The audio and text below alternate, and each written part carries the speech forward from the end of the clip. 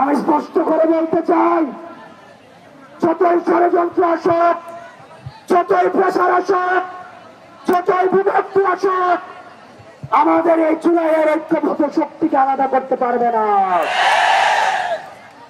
আমি যদি পরবর্তীতে কোন ধরনের ঘোষণা নাও দেই, আপনাদের মঞ্জিলে মাসুদ হচ্ছে এই কোন সন্ত্রাসী সংগঠন আওয়ামী লীগকে নিষিদ্ধ করা।